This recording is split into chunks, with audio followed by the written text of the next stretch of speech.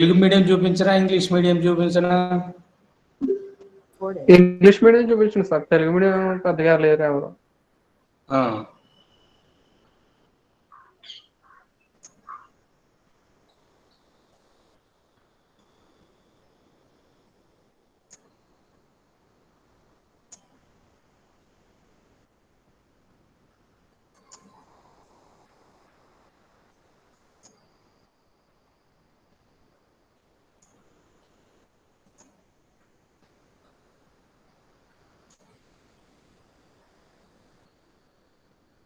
కనిపిస్తుందా?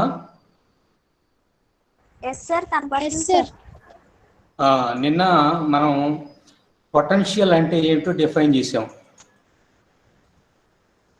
Potential means it is the work done in bringing a unit positive charge from infinite distance to a particular point in the electric field. అవునా కదా? అవును sir. If 2 points in electric field is taken, then the difference in the potential between those 2 points is called potential difference.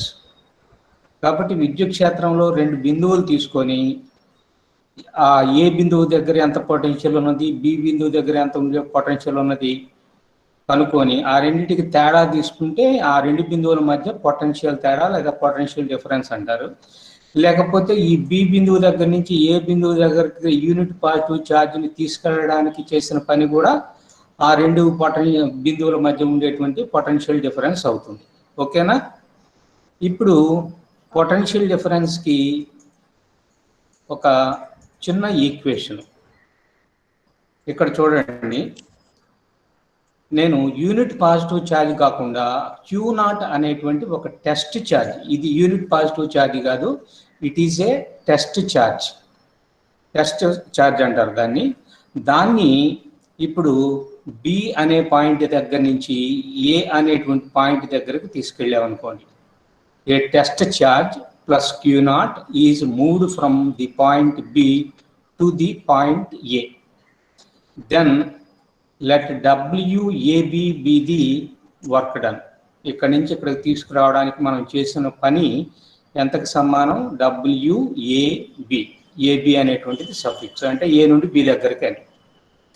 ఇప్పుడు Q0 charge తీసుకురావడానికి జరిగిన పని WAB అయితే unit positive charge తీసుకురావడానికి చేసిన పని ఎంత అవుతుంది అంటే WAB బై Q0 లేదా W/Q0. కాబట్టి యూనిట్ పాజిటివ్ ఛార్జ్ని తీసుకురావడానికి చేసినటువంటి పని W/Q0 అయిందనమాట.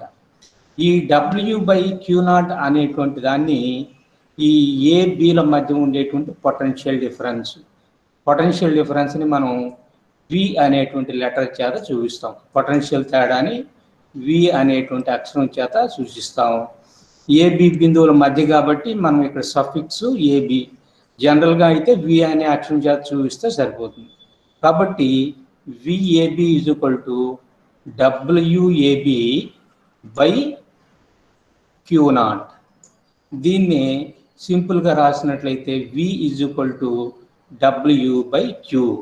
కాబట్టి potential is equal to work done by charge. అది గుర్తుపెట్టుకోండి. ఓకేనా?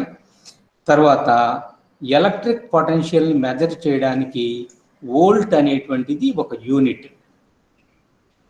Volt is the unit to measure electric potential. ఇప్పుడు W అంటే ఏమిటి? వర్క్ డన్ కదా. వర్క్ డన్కి యూనిట్ ఏముంటుంది చెప్పండి? జౌల్స్. జౌల్స్. ఛార్జ్కి యూనిట్ ఏముంటుంది? కూలుంబ్స్. తర్వాత వికి పొటెన్షియల్కి యూనిట్ ఏముంటుంది? వోల్ట్స్. అప్పుడు వి అనేటువంటిది 1 వోల్ట్ కనుక అయినట్లయితే W is equal to 1 joule అయితే Q is equal to 1 coulomb అయితే కరెక్ట్గా లెక్క సరిపోతుంది అనమాట. అంటే 1 వోల్ట్ అంటే ఏమిటి? ఇక్కడ కనపడుతుంది కదా, 1 volt is equal to 1 joule per 1 coulomb. 1 joule per coulomb అంటే ఒక కూలుంబు ఛార్జిని రెండు బిందువుల మధ్య మూవ్ చేయడానికి 1 joule వర్క్ కనుక జరిగినట్లయితే then the potential difference between those 2 points is equal to 1 volt. అంటే విద్యుత్ క్షేత్రంలో 2 బిందువులు తీసుకోండి, ఒక బిందువు దగ్గర నుంచి ఇంకొక బిందువు దగ్గరికి 1 కూలుంబ్ ఆవేశాన్ని జరపండి.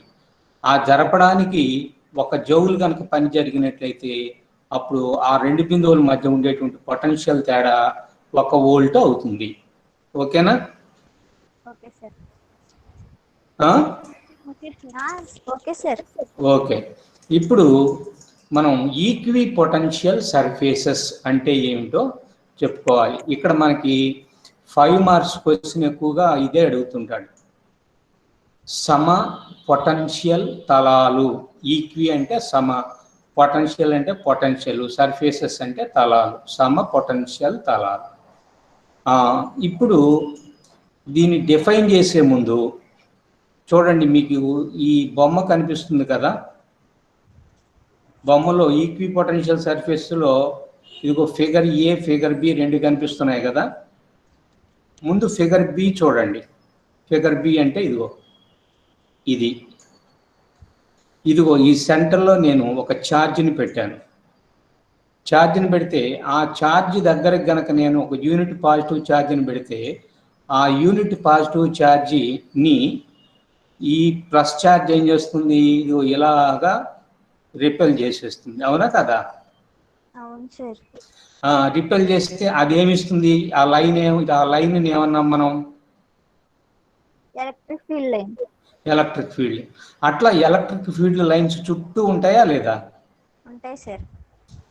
చుట్టూ ఉన్నప్పుడు ఎంతవరకు అయితే ఎలక్ట్రిక్ ఫీల్డ్ లైన్స్ ఉంటాయో అంతవరకు ఏమున్నట్టు లెక్క?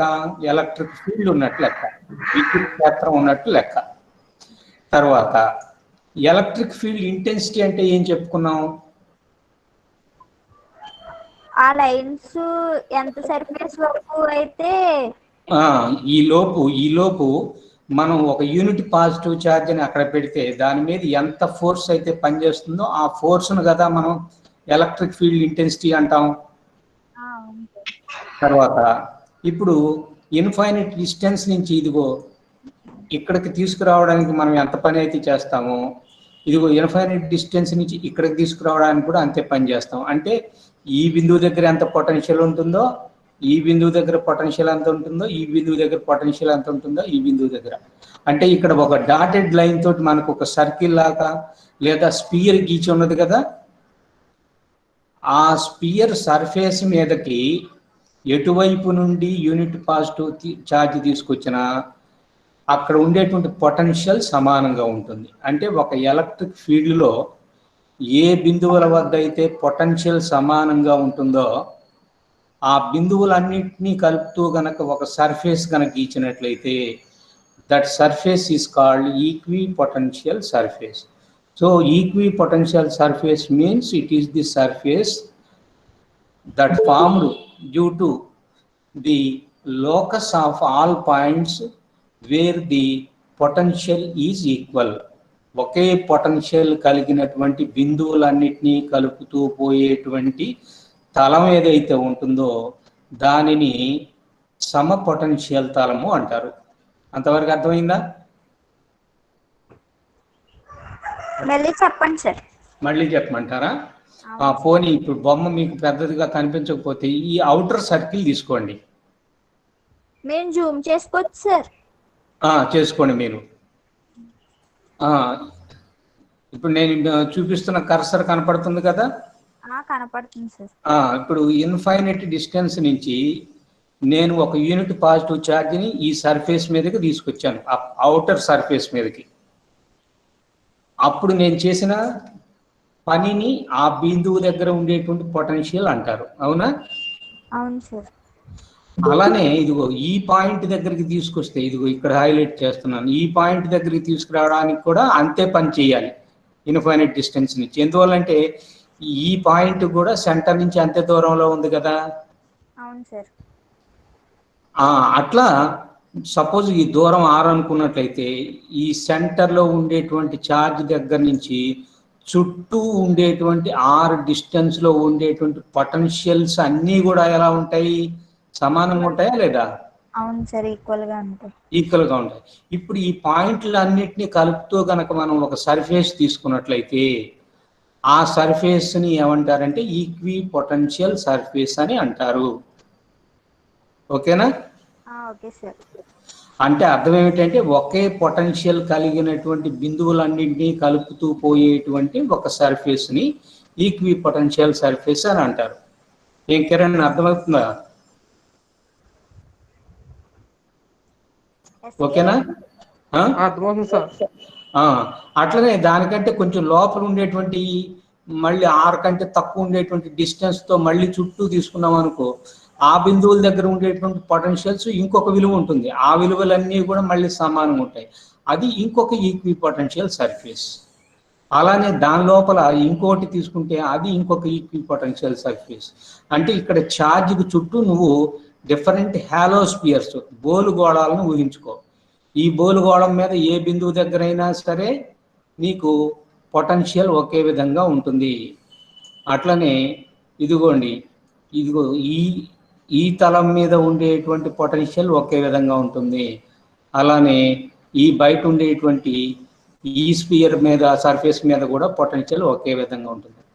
అంటే మామూలుగా మీకు సమ ఉష్ణోగ్రత రేఖలు అనేది చిన్న క్లాసులో చదివి ఉంటారు. చదివాం సార్. అంటే ఒకే ఉష్ణోగ్రత కలిగినటువంటి ఊళ్ళనన్నింటినీ కలుపుతూ ఒక రేఖ గీస్తే దాన్ని సమ ఉష్ణోగ్రత రేఖ అంటారు. అట్నే ఇక్కడే ఒకే పొటెన్షియల్ కలిగినటువంటి బిందువులన్నింటినీ కలుపుతూ ఒక తలాన్ని గీచినట్లయితే దాన్ని ఈక్వి పొటెన్షియల్ సర్ఫేస్ అంటారు. ఓకేనా? Okay sir. మాట్లాడటం లేదు ఎవరు? Okay sir. అమ్మాయిలు, సౌజన్య, సిగ్నల్స్ రావట్లేదు సార్ సరిగ్గా. ఏమా? ఇప్పటి వరకు మీరు చెప్పింది ఏది వినలేదు సార్, సిగ్నల్స్ లేక. అవునా? అవును సార్. ఒకసారి చూపించండి సార్ ఒకసారి. అంటే ఈక్వి పొటెన్షియల్ సర్ఫేస్ గురించి చెప్తాను. ముందు చెప్పింది జస్ట్ వోల్ట్ అంటే ఏమిటో చెప్పానులే. ఓకేనా? ఇప్పుడు ఒక బిందువుని తీసుకున్నాం. ఇదిగో ఈ బొమ్మలో ఏబి లైన్ ఉన్నాయి కదా, బి ఫిగర్ తీసుకోండి. అక్కడ మధ్యలో పెట్టిన పాయింట్ దగ్గర నేను ఒక ఛార్జ్ పెట్టాను. ఇన్ఫైనైట్ డిస్టెన్స్ నుంచి ఒక పాయింట్ దగ్గరికి నేను తీసుకురావడానికి చేసిన పనిని పొటెన్షియల్ అంటాను కదా. అవునా? ఇప్పుడు నేను ఈ అవుటర్ సర్ఫేస్ తీసుకున్నట్లయితే, ఈ అవుటర్ సర్ఫేస్ స్పియర్ తీసుకున్నట్లయితే ఇక్కడ కనపడుతుంది కదా. ఇప్పుడు ఇన్ఫైనైట్ నుంచి ఇక్కడికి తీసుకురావడానికి ఎంత పొటెన్షియల్ అవుతుందో, ఎంత వర్క్ డన్ అవుతుందో, అట్లనే యూనిట్ పాజిటివ్ ఛార్జ్ని ఇక్కడి నుంచి ఇదిగో ఇక్కడికి తీసుకురావడానికి ఎంత వర్క్ డన్ అవుతుందో, అంటే ఆ బిందువు దగ్గర పొటెన్షియల్ అవుతుందో, అట్లా ఈ సర్ఫేస్ మీద ఉండేటువంటి ప్రతి బిందువు దగ్గర కూడా ఏమవుతుంది, పొటెన్షియల్ సమానంగా ఉంటుంది. ఓకేనా? అట్లా ఈక్వల్ గా పొటెన్షియల్ కలిగినటువంటి బిందువులన్నింటినీ కలుపుతూ పోతే ఒక తలం వస్తుంది కదా, ఒక సర్ఫేస్ వస్తుంది కదా. అంటే ఆ సర్ఫేస్ మీద ఉండే ప్రతి బిందువు దగ్గర పొటెన్షియల్ అలా ఉంటుంది,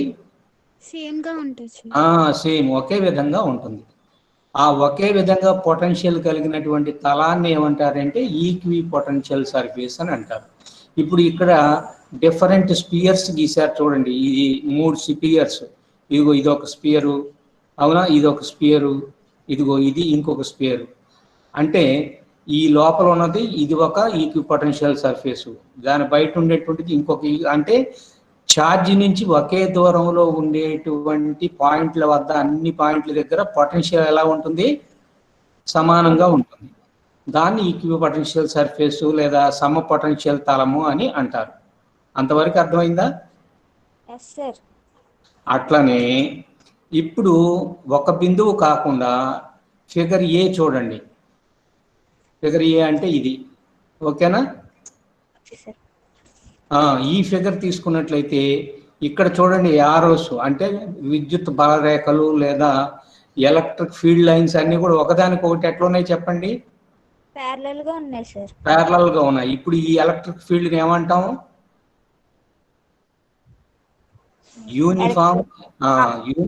యూనిఫామ్ ఎలక్ట్రిక్ ఫీల్డ్ అంటారు. ఈ ఎలక్ట్రిక్ ఫీల్డ్ ఎలా వస్తుందంటే చూడండి, ఇటు ఒక ప్లేటు పాజిటివ్ ప్లేట్ పెట్టేసి ఇటువైపు ఒక నెగటివ్ ప్లేట్ కనుక పెట్టేసినట్లయితే అప్పుడు పాజిటివ్ ప్లేట్ నుంచి నెగటివ్ ప్లేట్కి యూనిట్ పాజిటివ్ ఛార్జ్ మూవ్ అయిపోతూ ఉంటుంది. ఆ రేఖలన్నిటినీ మనం ఇప్పుడు ఏమంటున్నాము, ఎలక్ట్రిక్ ఫీల్డ్ లైన్ అన్నాం. కాబట్టి ఆ పాజిటివ్ ప్లేట్ నుంచి ఈ నెగటివ్ ప్లేట్ వరకు వచ్చేటువంటి ఇది ఒక ఎలక్ట్రిక్ ఫీల్డ్ లైను, అవునా? అట్లనే ఇది ఒక ఎలక్ట్రిక్ ఫీల్డ్ లైను, అలానే ఇది ఒక ఎలక్ట్రిక్ ఫీల్డ్ లైన్. అంటే ఈ ఎలక్ట్రిక్ ఫీల్డ్ లైన్స్ అన్నీ కూడా ఒకే డైరెక్షన్లో ఉన్నాయి, ఒకే మ్యాగ్నిట్యూడ్ కలిగి ఉంటాయి. అట్లాంటిది ఎలక్ట్రిక్ ఫీల్డ్ని ఏమంటారంటే యూనిఫామ్ ఎలక్ట్రిక్ ఫీల్డ్ లేదా ఏకరీతి విద్యుత్ క్షేత్రము అని అంటారు. ఏకరీతి అంటే యూనిఫామ్ అని, అంటే అన్ని బిందువుల దగ్గర ఒకే విధంగా ఉంటుంది. ఇక్కడ చూడండి, డైరెక్షన్ ఏమైపోతుంది, మారిపోతుంది. ఈ ఛార్జ్ నుంచి దూరంగా వెళ్తున్న కొద్దీ ఎలక్ట్రిక్ ఫీల్డ్ ఇంటెన్సిటీ ఏమైపోతుంది, తగ్గిపోతుంది. ఇక్కడ అలా కాదు, అంటే ఇక్కడ కూడా మారిపోతుంది కానీ డైరెక్షన్ మాత్రం మారిపోదు. అంటే ఇదిగో చూడండి, ఈ బిందువు దగ్గర ఎంత పొటెన్షియల్ ఉంటుందో, ఈ బిందువు దగ్గర పొటెన్షియల్ ఎంత ఉంటుందో, ఈ బిందువు దగ్గర ఎంత ఉంటుందో చూడండి. ఈ డాటెడ్ లైన్ మీద పెట్టిన అన్ని బిందువుల దగ్గర కూడా పొటెన్షియల్ ఒకే విధంగా ఉంటుంది. అందువల్ల ఈ డాటెడ్ లైన్ కూడా ఏమంటారు, ఈక్వి పొటెన్షియల్ సర్ఫేస్ అంటారు. అట్లనే ఇది ఒక ఈక్వి పొటెన్షియల్ సర్ఫేసు, ఇది ఇంకొక ఈక్వి పొటెన్షియల్ సర్ఫేసు, ఇది ఇంకొక ఈక్వి పొటెన్షియల్ సర్ఫేసు, ఇది ఇంకొక ఈక్వి పొటెన్షియల్ సర్ఫేసు, అవునా? కాబట్టి ఫిగర్ ఏలో చూసినా ఫిగర్ బిలో చూసినా ఎలక్ట్రిక్ ఫీల్డ్ లైన్స్కి పర్పెండిక్యులర్గా ఉన్నాయి. ఏమిటి? ఈక్వి పొటెన్షియల్ సర్ఫేసెస్ అనేవి.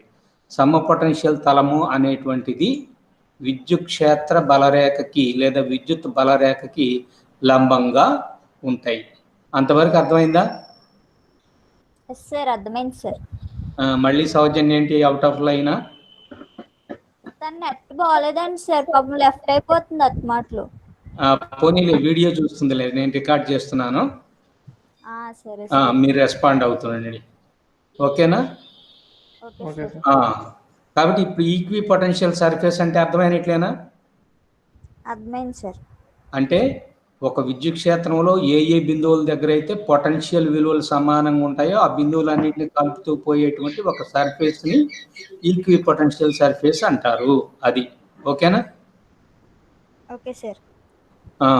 ఇప్పుడు చూడండి, ఎలక్ట్రిక్ ఫీల్డ్ లైన్స్ ఈ డైరెక్షన్లో ఉంటే, ఇలా ఉంటే పొటెన్షియల్ ఈక్వి పొటెన్షియల్ సర్ఫేస్ దానికి పర్పెండిక్యులర్గా ఉంటుంది. అట్లా ఇక్కడ కూడా చూడండి, ఇవన్నీ కూడా సెంటర్ దగ్గర నుంచి బయటికి వెళ్ళిపోతున్నట్టుగా ఉంటే ఇక్కడ ఈక్వి పొటెన్షియల్ సర్ఫేసెస్ అన్నీ కూడా మీరు 3 డైమెన్షనల్గా ఊహించుకోవాలి, అవునా? కాబట్టి ఇక్కడ కొన్ని ప్రాపర్టీస్ ఉన్నాయి, నేను ఒకటి ఒకటి అలా నెమ్మదిగా ఎక్స్ప్లెయిన్ చేస్తూ వెళ్ళిపోతాను. ఒక 6 7 ఉన్నాయి. ప్రాపర్టీస్ అంటే లక్షణాలు. లక్షణాల్లో ఫస్ట్ డెఫినిషన్ చెప్పండి. డెఫినిషన్ ఏమిటంటే equipotential surface is the locus of all points in the electric field which have the same electric potential. ఒకే విద్యుత్ పొటెన్షియల్ కలిగినటువంటి బిందువులన్నింటినీ కలుపుతూ పోయేటువంటి తలాన్ని, అవునా? ఆ తలాన్ని ఏమంటారంటే సమ పొటెన్షియల్ తలము అని అంటారు. తర్వాత if the charge is a point size then the equipotential surfaces are concentric spheres. ఇప్పుడు చూశారు కదా, ఈ బి అనేటువంటి ఫిగర్లో మనం కనుక పాయింట్ ఛార్జ్ కనుక తీసుకున్నట్లయితే అప్పుడు మనకు వచ్చేటువంటి ఈక్వి పొటెన్షియల్ సర్ఫేస్ అనేవి కూడా కాన్సెంట్రిక్ స్పియర్స్. కాన్సెంట్రిక్ స్పియర్స్ అంటే ఏక కేంద్ర గోళములు, ఒకే కేంద్రంగా చేసుకొని మనం గీసినటువంటి వేరు వేరు గోళాలు అన్నమాట, అట్లా ఉంటాయి. తర్వాత in uniform electric field the equipotential surfaces are parallel lines. చూడండి ఫిగర్ ఏలో చూడండి, ఎలక్ట్రిక్ ఫీల్డ్ లైన్స్కి పర్పెండిక్యులర్గా తీసుకున్నటువంటి ఇవన్నీ కూడా ఈక్వి పొటెన్షియల్ సర్ఫేసెస్. ఈ ఈక్వి పొటెన్షియల్ సర్ఫేసెస్ అన్నీ కూడా ఎలక్ట్రిక్ ఫీల్డ్ లైన్స్కి పర్పెండిక్యులర్ గాను, తర్వాత సర్ఫేసెస్ ఒకదానికొకటి ప్యారలల్ గాను ఉంటాయి, అవునా?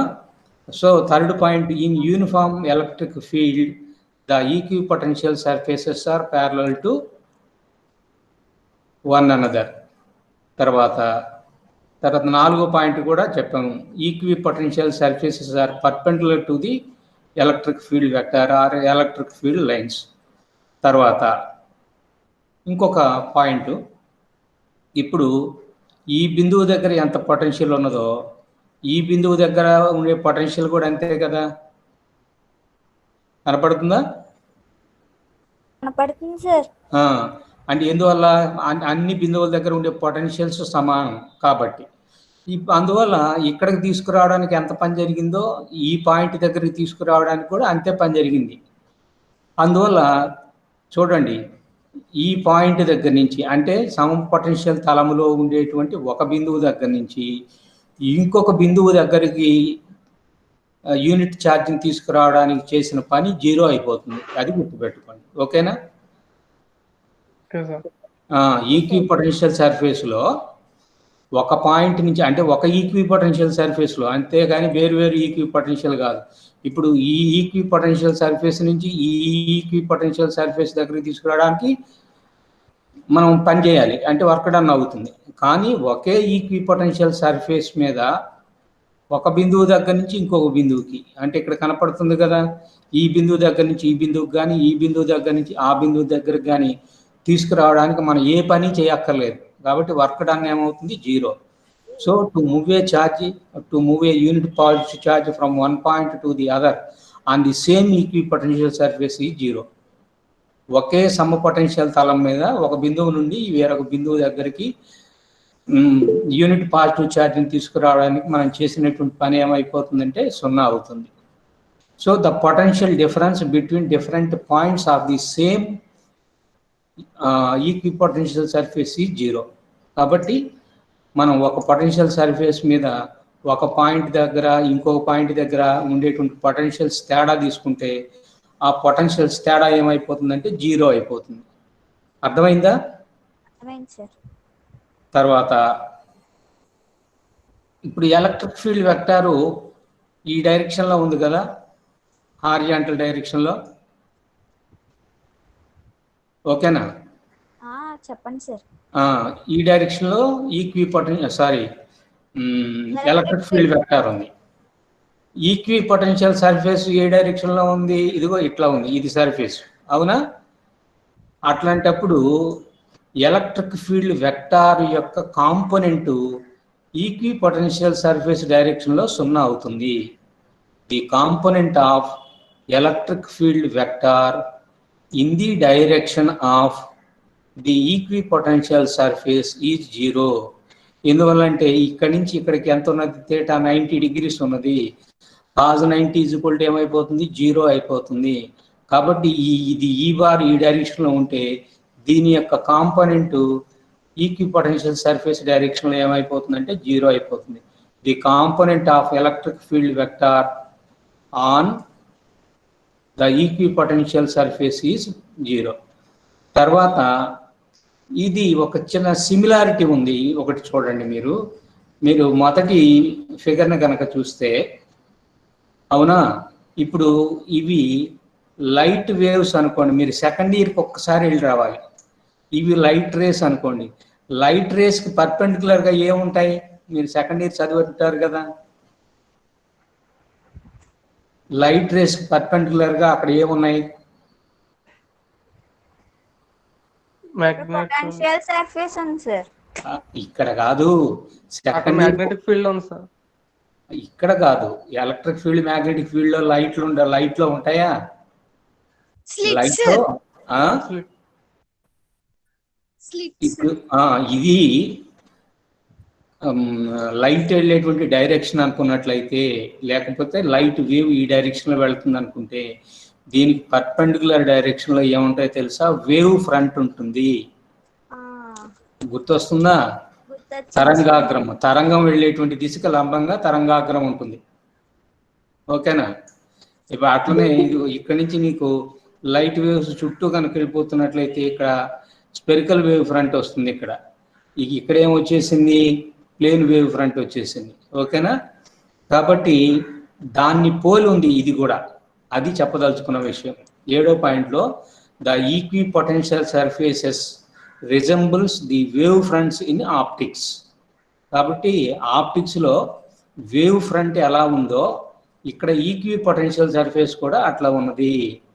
అక్కడ ఎలక్ట్రిక్ ఫీల్డ్ వెక్టార్స్ ఇక్కడెక్కడ ఎట్లా ఉన్నాయో అక్కడ లైట్ వేవ్స్ అట్లా ఉన్నాయి. అంటే అక్కడ లైట్ వేవ్స్ లాగా ఇక్కడ ఎలక్ట్రిక్ ఫీల్డ్ వెక్టారు, తర్వాత అక్కడ వేవ్ ఫ్రంట్స్ లాగా ఇక్కడ ఏమున్నాయంటే ఈక్వి పొటెన్షియల్ సర్ఫేసెస్ ఉన్నాయి అని చెబుతుంది.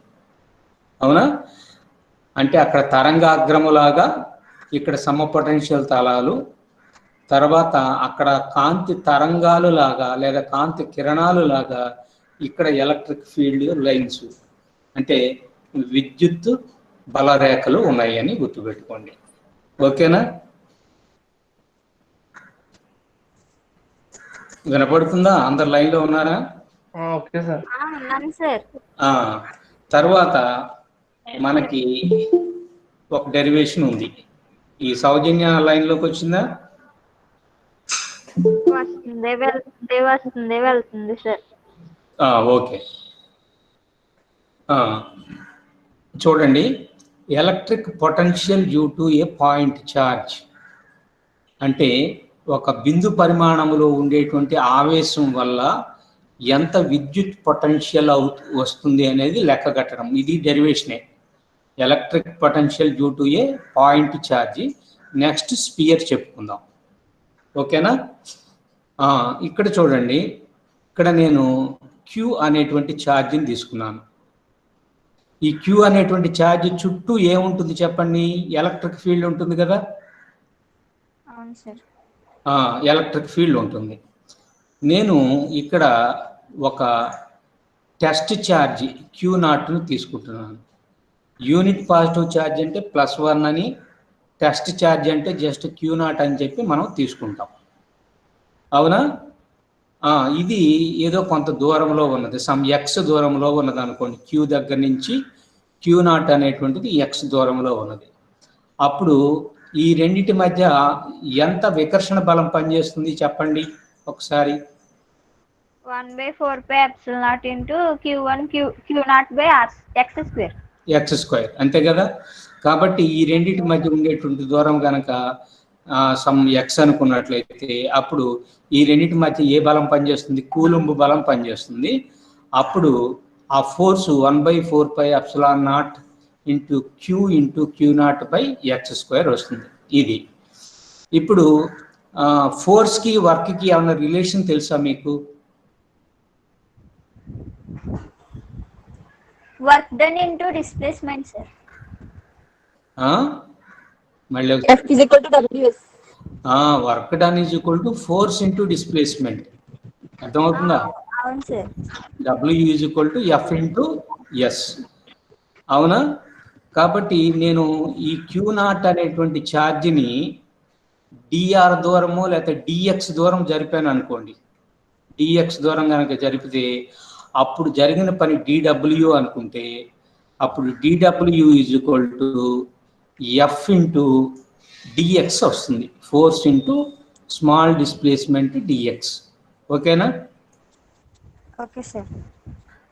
Then F is equal to 1/4πε0 into Q0/x² కనుక అయితే అప్పుడు work done to move unit test charge through a distance dx is equal to, చూడండి, dw is equal to F into dx. F అంటే 1/4πε0 into Q0/x², ఇదేమో F అవుతుంది, into dx. అంతవరకు ఓకేనా? Okay sir. అయితే ఇక్కడ నెగటివ్ సైన్ ఎందుకు పెట్టాము అంటే ఈ టెస్ట్ ఛార్జ్ Q0 అనేటువంటిది, తర్వాత మనం అక్కడ పెట్టినటువంటి ఛార్జ్ Q అనేటువంటివి, ఇవి రెండు ప్లస్ ఛార్జీలు అనుకోండి. అప్పుడు ఆ రెండింటి మధ్య పనిచేసేటువంటి బలం ఏ బలం అవుతుంది? రిపల్సివ్ ఫోర్స్ అవుతుంది సార్. రిపల్సివ్ ఫోర్స్ అవుతుంది. రిపల్సివ్ ఫోర్స్ అని చెప్పడం కోసం నెగటివ్ సైన్ పెడుతున్నాం. Okay sir. అట్రాక్టివ్ ఒకటి ప్లస్ ఇంకోటి మైనస్ కనుక అయిన ఉన్నట్టయితే ఏం పెట్టేవాళ్ళం? Plus sign. ఇంకేం సైన్ అవసరం లేదు సార్. ప్లస్ గుర్తు పెడితే సరిపోయేది అనమాట. ఓకేనా? ఇప్పుడు ఇది ఎంత దూరం జరపడానికి మనం చేసిన పని? ఎక్స్ అదే డిఎక్స్. డిఎక్స్. ఇప్పుడు నేను ఎక్కడి నుంచి తీసుకురావాలి? నేను పొటెన్షియల్ కావాలంటే నేను ఎక్కడి నుంచి ఎక్కడికి మూవ్ చేయాలి ఛార్జ్ని చెప్పండి.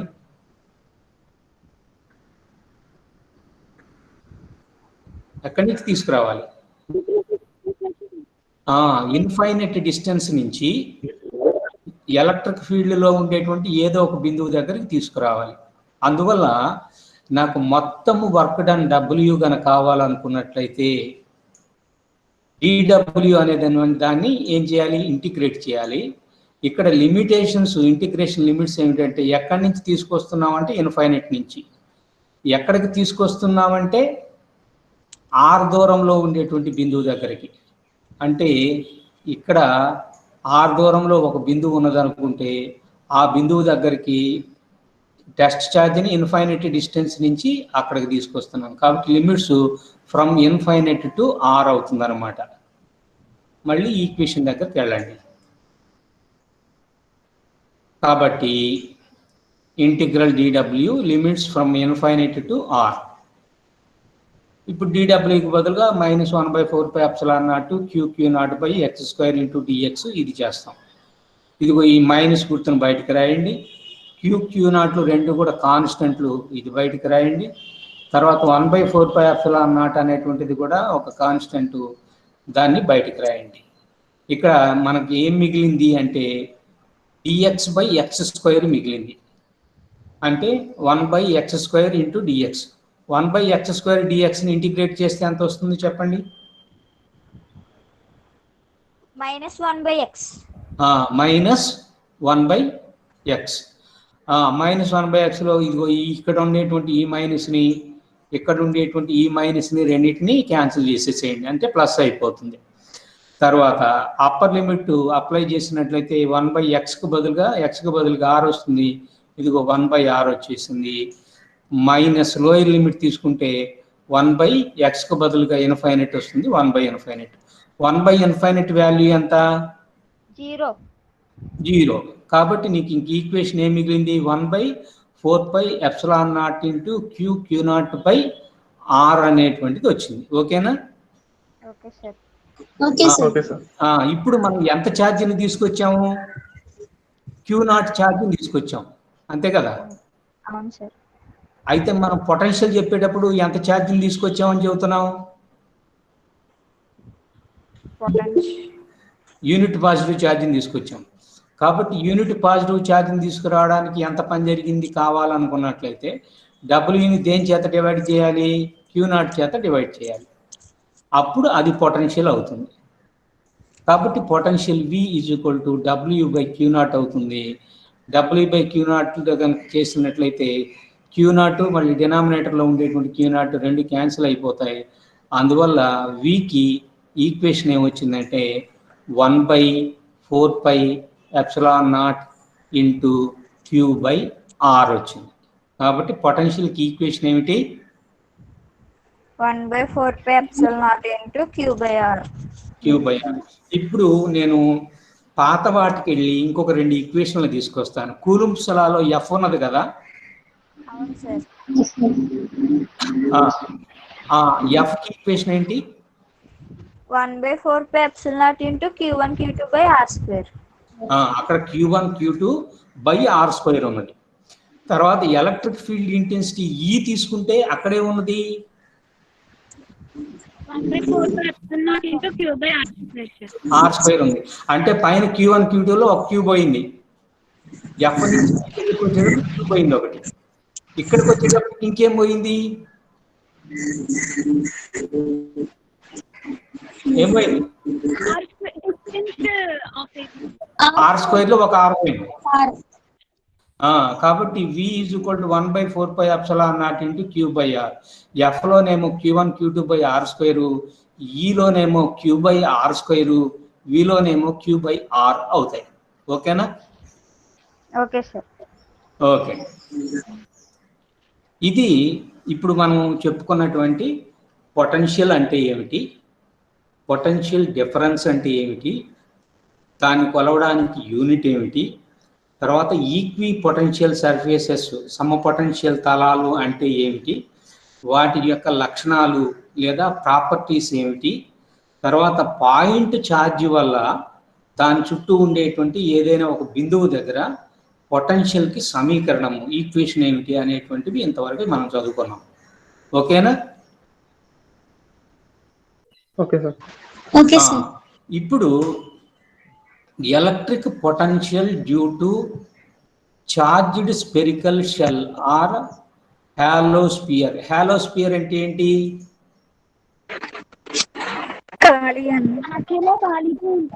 మధ్యలో ఏ మ్యాటర్ ఉండదు, ఓన్లీ మామూలుగా మనం వాలీబాల్ ఉంటుంది కదా అలాగా ఉంటుంది. స్పెరికల్ షెల్ అంటే హాలోస్పియర్ అని అర్థము. బోలు గోళము అని తెలుగులో అంటారు. లేదా ఇక్కడ నువ్వు తీసుకునేటువంటిది మెటాలిక్ స్పియర్ తీసుకున్నా కూడా నువ్వు ఇచ్చిన ఛార్జ్ అంతా ఎక్కడికి వస్తుంది? అది గుర్తుపెట్టుకోండి. కాబట్టి ఇక్కడ స్పెరికల్ కండక్టర్ అని అడిగినా కూడా తప్పేం లేదు. ఓకేనా? Spherical conductor. కాబట్టి నువ్వు ఇచ్చిన ఛార్జ్ అంతా దేని మీదకి వెళ్ళిపోతుంది? సర్ఫేస్ మీదకి వెళ్ళిపోతుంది. ఇక లోపల ఏ ఛార్జ్ ఉండదు. అది ఫండమెంటల్ గా గుర్తుపెట్టుకోండి. బోలు గోళము లేదా విద్యుత్ వాహక గోళము అని అన్నారంటే the charge given to the sphere is confined to the upper surface of the sphere. ఇచ్చిన ఆవేశము మొత్తము ఉపరితలము మీదనే ఉంటుంది, లోపల ఉండదు. ఎందువల్లంటే లోపల ఉన్నప్పుడు వాటి మధ్య వికర్షణ బలాలు పనిచేసి దూరంగా జరిగిపోతాయి. దూరంగా జరిగినప్పుడు ఉపరితలం మీదకి వస్తాయి. ఓకేనా? ఇక్కడ నేను ఇంట్రడక్షన్ ముందు చెప్తాను. Here I am taking a halosphere or spherical conductor or spherical shell with a radius equal to capital R. capital R వ్యాసార్థం కలిగినటువంటి ఒక బోలు గోళాన్ని నేను ఇక్కడ తీసుకుంటున్నాను. ఈ గోళానికి నేను ఎంత ఆవేశం ఇచ్చాను ఇదిగో ఇక్కడ చూపిస్తున్నాను. ఎంత ఆవేశం ఇచ్చాను? క్యూ అనేటువంటి ఆవేశం ఇచ్చాను. ఆ క్యూ ఇచ్చిన ఆవేశం మొత్తం అంతా దేనికి కన్ఫైన్ అయిపోయింది? సర్ఫేస్ కి కన్ఫైన్ అయిపోయింది.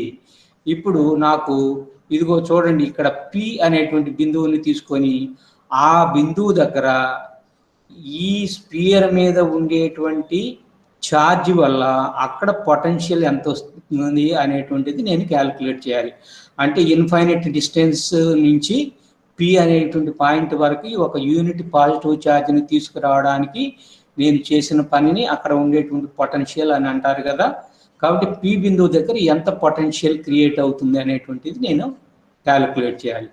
That point P is at a distance small R from the centre of the sphere. గోళం యొక్క కేంద్రం దగ్గర నుంచి పి దగ్గరికి ఉండేటువంటి దూరం ఎంత అని అంటే చూడండి, స్మాల్ ఆర్. అంతవరకు అర్థమైందా? ఇప్పుడు నాకు ఏం కావాలంటే ఛార్జ్ అంతా కూడా సర్ఫేస్ మీదకి పరిమితం అయి ఉంది కదా. ఇప్పుడు నేను ఏ డెన్సిటీ తీసుకోవాలి చెప్పండి? Surface charge density. Surface charge density అనేటువంటిది తీసుకోవాలి. దాన్ని ఏ లెటర్ చేత సూచిస్తాము? Sigma. Sigma is equal to మనకు తెలిసిన ఫార్ములా ఏమిటి? Q by A.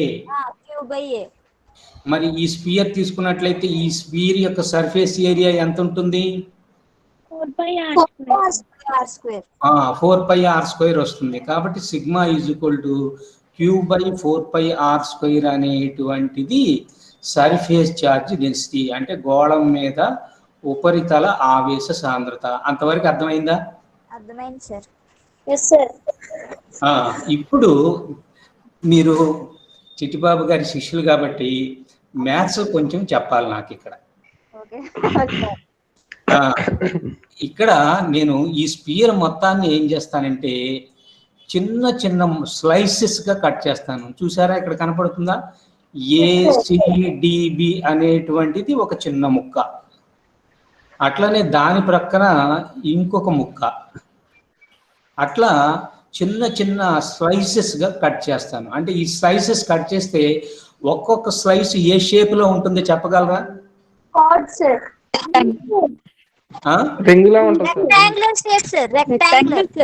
రెక్టాంగిల్ కాదు. ఇప్పుడు ఒక నేను అడిగేదాన్ని చెప్పండి. ఒక నిమ్మకాయ ఉన్నది, ఓకేనా? నిమ్మకాయని స్లైసెస్ లాగా కట్ చేస్తే ఒక్కొక్క స్లైస్ ఏ షేప్ లో ఉంటది? డిస్క్ లాగా ఉంటుంది సార్. డిస్క్ అంటే డిస్క్ అంతే కదా? Hemisphere sir. అంటే దానికి ఏంటది? సైలెంట్ గా ఉండండి. చెప్పండి సార్. అలా కాదు, ఇవన్నీ కూడా చిన్న సర్క్యులర్ డిస్క్ లాగా ఉంటాయి, ఓకేనా? ఇప్పుడు ఈ స్పియర్ మొత్తాన్ని నేను చిన్న చిన్న సర్క్యులర్ డిస్కులుగా చేసేసి ఒక్కొక్క డిస్క్ వల్ల ఇక్కడ ఎంత పొటెన్షియల్ ఉన్నదో కనిపెట్టేసి దాన్ని నేను ఇంటిగ్రేట్ చేస్తే అప్పుడు మొత్తం ఎంత అనేటువంటి విషయం తెలుస్తుంది అన్నమాట, ఓకేనా?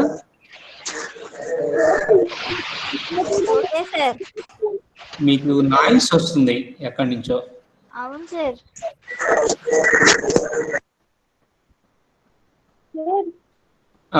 తగ్గిందా నాయిస్? తగ్గింది సార్. నాయిస్ వచ్చేవాళ్ళు వాయిస్ కట్ చేసేసేయండి. ఓకే, చూడండి. ఇప్పుడు ఏసిడిబి అనే ఈ చిన్న స్లైస్ తీసుకుంటే చూడండి, ఇక్కడ నేను ఓ దగ్గర నుంచి ఇదిగో ఈ స్మాల్ ఆర్ తోటి థీటా యాంగిల్ చేస్తూ ఒక గీత గీయండి. అది కూడా ఆర్ అవుతుంది కదా. తర్వాత అక్కడి నుంచి డి థీటా తోటి ఇంకొక చిన్న గీత గీయండి. ఇప్పుడు దీన్ని మీరు ఒక చిన్న సర్కిల్ లాగా అనుకుంటే ఈ సర్కిల్ మందం ఎంత అవుతుంది? ఇదేమో యాంగిల్ డి థీటా, ఇక్కడి నుంచి ఇక్కడ వరకు ఉండేటువంటి దూరం ఏమో ఆర్. అప్పుడు ఇది ఒక ఆర్క్ లాగా ఉంటుందా ఉండదా? ఏసీ అనేది ఆర్క్ లా ఉంటుంది సార్. ఆర్క్ లాగా ఉంటుంది. ఆ ఆర్క్ లెంగ్త్ రావాలన్నట్లయితే మనకేమైనా ఈక్వేషన్ తెలుసా? ఎల్ ఈజ్ ఈక్వల్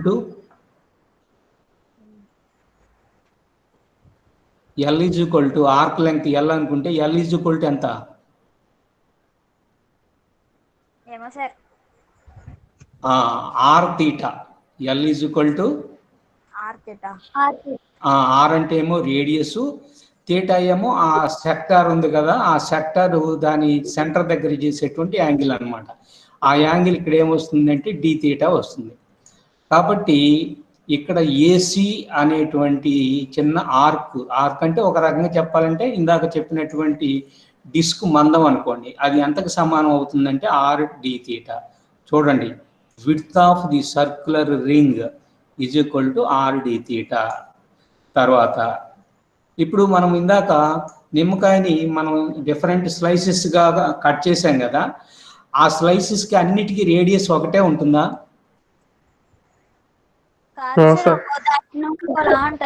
ఒక్కోదానికి ఒక్కో రకంగా ఉంటుంది కదా. ఇప్పుడు ఆ రేడియస్ ఎంత అనేటువంటిది కనిపెడదాం, అవునా? ఇదిగో ఇక్కడ చూడండి, ఇది ఆర్ అయితే ఈ యాంగిల్ థీటా గనక అయినట్లయితే అప్పుడు చూడండి ఓసిఈ ఈ ట్రయాంగిల్లో ఓసి ఏమో క్యాపిటల్ ఆర్, తర్వాత ఓసికి ఓఈకి మధ్య యాంగిల్ ఏమో థీటా. అప్పుడు సిఈ ఎంత అవుతుందో చెప్పగలరా? థీటాకి ఇది ఆపోజిట్ సైడా అడ్జసెంట్ సైడా చెప్పండి? Adjacent side sir. అడ్జసెంట్ సైడా? అడ్జసెంట్ సైడ్ అంటే తెలుగులో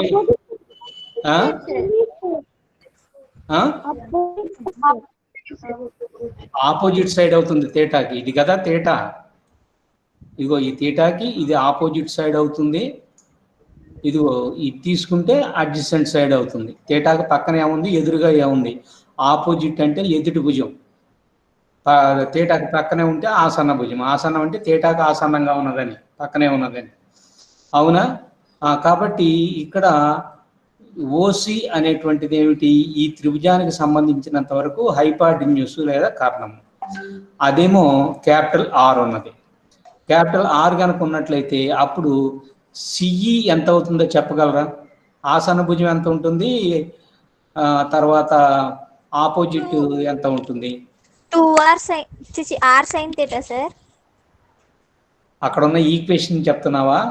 కాదు సార్.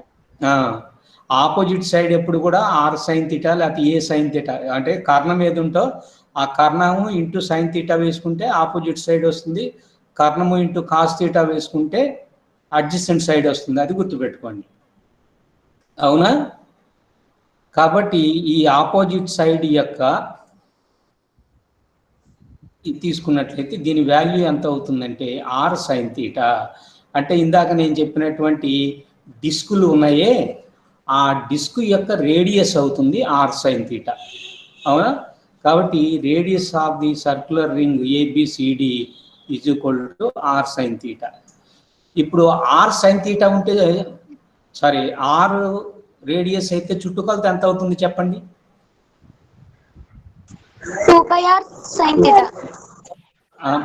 ఆర్ రేడియస్ అయితే 2πr అనేది సర్కంఫరెన్స్ అవుతుంది, చుట్టుకొలత అవుతుంది.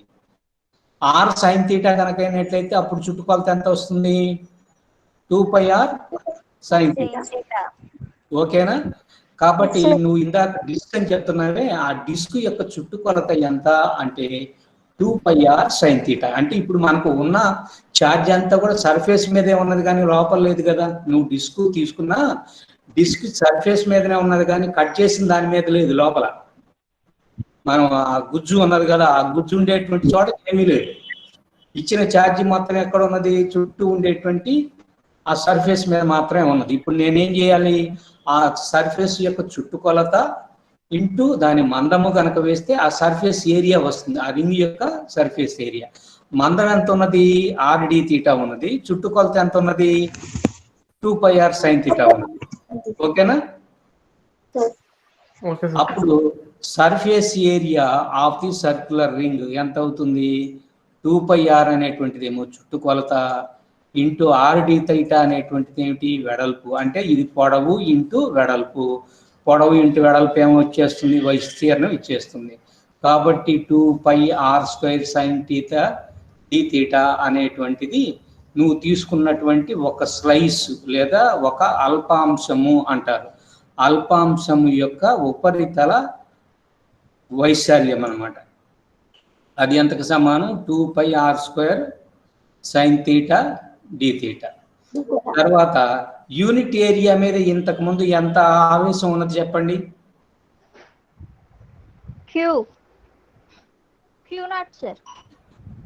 యూనిట్ ఏరియా మీద అన్నాను. యూనిట్ ఏరియా మీద అంటే ఏమని చెప్పాలి? Q/4πr². అంటే దాన్ని సర్ఫేస్ ఛార్జ్ డెన్సిటీ అన్నాం కదా యూనిట్ ఏరియాకు ఉండేటువంటి దాన్ని. కాబట్టి ఇప్పుడు ఏరియా ఎంత వచ్చింది? 2πr² sine theta D theta అనేటువంటిది ఏరియా. ఒక్కొక్క యూనిట్ ఏరియా మీద ఉండేటువంటి ఛార్జ్ ఏమో క్యూ. కాబట్టి ఈ సర్క్యులర్ డిస్క్ మీద ఉండేటువంటి మొత్తం ఛార్జ్ సమ్ డిక్యూ అనుకున్నట్లయితే చూడండి, ఆ area 2πr² sine theta D theta అనేది ఏరియా ఇంటూ యూనిట్ ఏరియాకు ఉండేటువంటి ఛార్జ్ ఎంత? సిగ్మా, అవునా? Surface charge density. ఈ సిగ్మాకు బదులుగా ఏం రాసుకోవచ్చు? ఈక్వేషన్ 1 రాసుకోవచ్చు. Q/4πε0, సారీ Q/4πR², అవునా? న్యూమరేటర్లో ఒక 2π ఉన్నది, ఇదిగో ఇక్కడ ఉన్నటువంటి ఒక 2πకి ఇక్కడ ఉండేటువంటి 4πలో ఒక 2πకి పోతుంది. ఇక్కడున్న R²కి ఇదిగో ఇక్కడున్న R²కి క్యాన్సిల్ అయిపోతుంది. ఇక ఏం మిగిలింది ఇక్కడ? dq is equal to Q/2 into sine theta D theta, ఇదొకటి మిగిలింది. కాబట్టి నేను తీసుకున్నటువంటి స్మాల్ పార్ట్ ఉన్నదే ఇందాక ఏబిసిడి, ఆ ఏబిసిడి మీద ఉండేటువంటి ఛార్జ్ ఎంత ఉన్నది? dq. ఆ 2 into sine theta D theta. ఇంతవరకు అర్థమైందా? మళ్ళీ ఏమన్నా చెప్పాలా? చెప్పండి. అర్థమైంది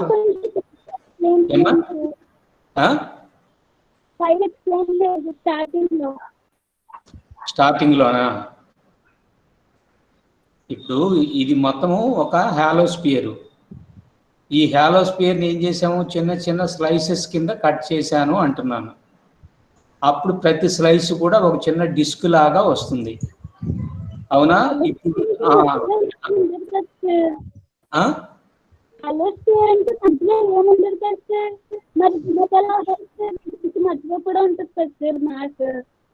మధ్యలో ఎందుకు ఉంటుంది మ్యాటర్? మధ్యలో మ్యాటర్ లేదు అంటే డిస్క్ కాకుండా రింగ్ వస్తుందని చెప్పనా? రింగే వస్తుంది సార్, హ్యాలో కదా, కట్ చేస్తే రింగ్ వస్తుంది సార్. అంటే మీరు డిస్క్ అన్నారు కాబట్టి నేను మీకు మళ్ళీ కన్ఫ్యూజన్ క్రియేట్ చేయడం ఎందుకు అని చెప్పి అన్నాను. దాన్ని సర్క్యులర్ రింగ్ అనుకోండి. ఆ రింగ్ మందం ఎంత ఉంటుంది? ఏసీ ఉంటుంది. ఆ ఏసీ విలువ ఎంతకు సమానం అయిపోయింది? D theta. రేడియస్ ఎంత వచ్చింది? ఆర్ సైన్ తీటా వచ్చింది. అంతవరకు అర్థమైందా? కాబట్టి రింగ్ యొక్క చుట్టుకొలత ఎంత అవుతుంది? 2πr అవుతుంది. ఓకేనా? అప్పుడు చుట్టుకొలత 2πr సైన్ తీటా అవుతుంది, అవునా? చుట్టుకొలతని ఇదిగో ఈ ఏసీ చేత లేదా ఆర్డి తీటా చేత కనుక మల్టిప్లై చేస్తే ఏరియా వస్తుంది. ఏరియాని సిగ్మా చేత కనుక మల్టిప్లై చేస్తే ఏమొస్తుంది? ఆ సర్క్యులర్ రింగ్ మీద ఉండేటువంటి ఛార్జ్ డిక్యూ వస్తుంది. ఇప్పుడు మనం లెక్క కట్టిందంతా కూడా అది. ఇదిగో చూడండి, సర్క్యులర్ రింగ్ యొక్క రేడియస్ ఆర్ సైన్ తీటా, దాని వెడల్పు ఎంత? ఆర్ డి తీటా, దాని చుట్టుకొలత ఎంత? 2πr sine theta. అప్పుడు surface area of the circular ring ఎంత? 2πr sine theta into r d theta. కాబట్టి ఇది టోటల్ ఏరియా వచ్చింది. ఏరియాని సర్ఫేస్ ఛార్జ్ డెన్సిటీ చేత మల్టిప్లై చేస్తే ఆ రింగ్ మీద ఉండేటువంటి ఛార్జ్ ఎంత అనేటువంటిది వచ్చింది. ఆ సిగ్మాకు బదులుగా Q/4πr² అనేటువంటి దాన్ని మనం సబ్స్టిట్యూట్ చేసాము. కాబట్టి అల్టిమేట్గా ఈక్వేషన్ ఏమొచ్చింది? dq = Q/2 into sine theta d theta. అంతవరకు అర్థమైందా? ఓకేనా? Okay sir. దీన్ని ఈక్వేషన్ 3 అనండి. ఇది కూడా మీరు గుర్తుపెట్టుకోండి. ఇందాక మనం పొటెన్షియల్ కనిపెట్టడానికి మనకి ఈక్వేషన్ ఏమొచ్చింది చెప్పండి? V = 1/4πε0 Q/r వచ్చేసింది. ఆర్ వచ్చింది సార్. Q/r వచ్చేసింది. మరి ఇప్పుడు ఇక్కడ Q లేదు కదా, dq కదా ఉన్నది. చిన్న ఆవేశం సర్క్యులర్ రింగ్ మీద. కాబట్టి దానివల్ల ఎంత పొటెన్షియల్ ఉంటుంది? ఆ పొటెన్షియల్ని నేను dV అనుకున్నట్లయితే dV = 1/4πε0 ఇంటూ dq/x. ఎక్స్ అనేటువంటిది ఏమిటో ఒకసారి మీరు పైకి బొమ్మలోకి వెళ్ళి చూస్తే తెలుస్తుంది. ఎక్స్ అనేటువంటిది ఏమిటంటే చూడండి, రింగు యొక్క అంచు దగ్గర నుంచి ఈ P అనేటువంటి పాయింట్ వరకు ఉండేటువంటి దూరాన్ని ఎక్స్ అంటున్నాం. ఓకేనా? రింగు అంచు దగ్గర నుంచి, సెంటర్ నుంచి కాదు, రింగు యొక్క అంచు దగ్గర నుండి P బిందువు వరకు ఉండేటువంటి దూరం అంటే ఛార్జ్ నుండి పాయింట్ వరకు ఉండేటువంటి దూరాన్ని మనం ఎక్స్ అంటున్నాం. ఇప్పుడు ఈ బొమ్మలో ఒక చిన్న విషయం చూడండి. ఓసిపి ఇది ఒక త్రిభుజం కదా. ఇప్పుడు ఈ కింద భుజమేమో స్మాల్ ఆర్, తర్వాత ఇటువైపు ఉండేటప్పుడు భుజమేమో క్యాపిటల్ ఆర్ అంటే రేడియస్ ఆఫ్ ది స్పియర్. తర్వాత ఇదేమో ఎక్స్. ఎక్స్కి ఆర్కి క్యాపిటల్ ఆర్కి రిలేషన్ చెప్పగలుగుతారా? అందుకనే నేను ఇందాక మిమ్మల్ని మ్యాథ్స్ వాళ్ళు అన్నది r - x = అది త్రిభుజం. త్రిభుజంలో భుజాల మధ్య ఉండే రిలేషన్ ని ఎట్లా చెప్తారు? ఈ x² అర్థమవుతుందా? లంబకోణ త్రిభుజం అయితే కర్ణము స్క్వేర్ = భుజము స్క్వేర్ ప్లస్ భుజము స్క్వేర్, అంతే కదా. హైపాటెనస్ స్క్వేర్ x²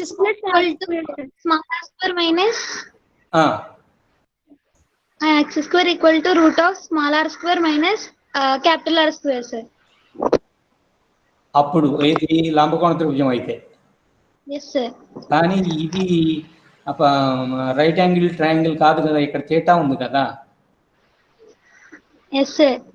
అప్పుడు ఈక్వేషన్ మారుతుందా లేదా? అవును సార్. అప్పుడు x² = r² plus small r square minus 2RR cos theta అనేటువంటి ఈక్వేషన్ ఒకటి వస్తుంది. ఇక్కడ రాద్దాంలే, అది అవసరం వచ్చినప్పుడు చూద్దాం. ఇదిగో ఇక్కడ రాసాంలా x square is equal to capital r square plus small r square minus 2 capital r into small r into cos theta. ఏ ట్రయాంగిల్ నుంచి? ఓసిపి ట్రయాంగిల్ నుంచి. సరే, పారలలోగ్రామ్ లా సార్? అంతే కదా, మరి రెండో వైపు కనుక తీసుకుంటే వచ్చేది అదే కదా. Yes sir.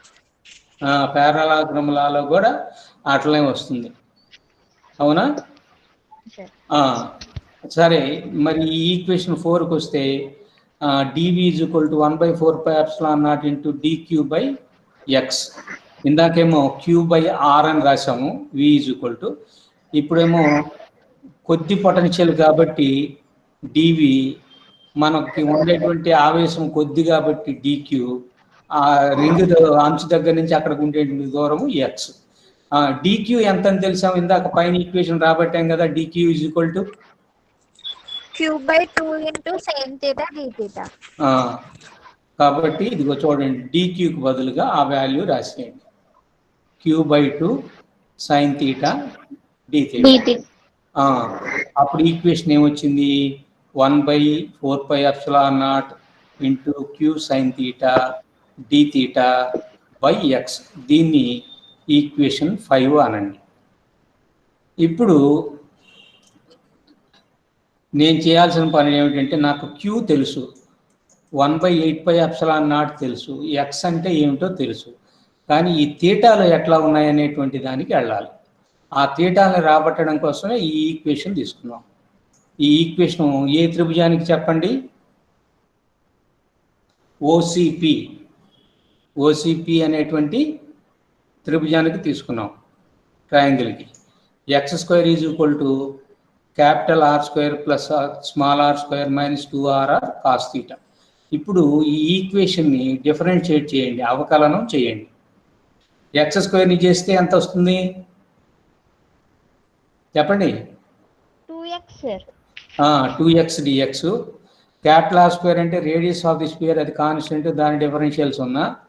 Small r square అంటే distance from the centre of the sphere to the point where the potential is to be measured, అది కాన్స్టెంట్, అది 0.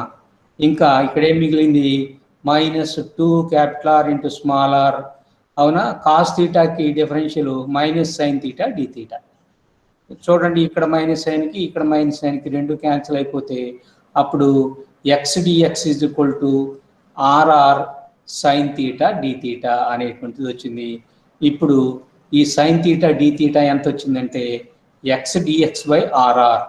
ఏమిటి? X dx by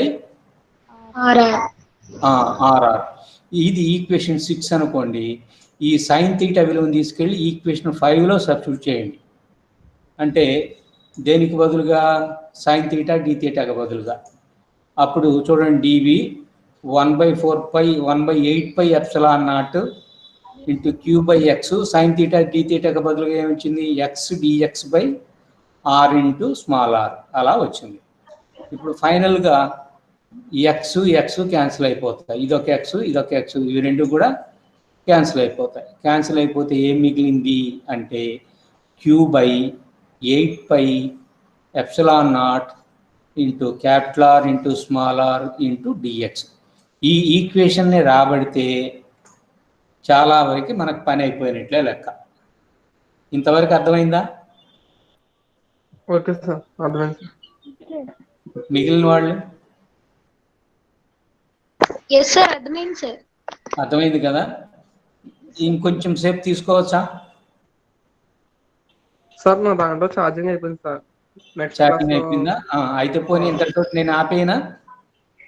okay sir. ఎందువల్లంటే ఇక్కడ 3 కేసులు ఉన్నాయి. ఇంతకుముందు స్పియర్లో బయట, సర్ఫేస్ మీద, లోపల ఎట్లయితే ఉన్నాయో ఇక్కడ కూడా బయట అయితే ఎంత, సర్ఫేస్ మీద ఎంత అయితే, మళ్ళీ లోపల అయితే ఎంత అనేటువంటిది చెప్పాలి. అంటే 3 సందర్భాలు చెప్పాలి, అంటే కొంచెం టైం పడుతుంది. ఓకే, గంట అయిపోయింది కాబట్టి ఇంకా ఛార్జింగ్ చాలా మందికి ఉండదు, ఇంతటితో ఆపేస్తాను. ఓకేనా? Okay sir. ఎలాగో తక్కువ మంది ఉన్నారు. తక్కువనా? ఇంకా వీడియో చేస్తున్నాం కదా. Okay sir. ఉండండి, ఒక క్షణం ఉండండి, చెప్తాను.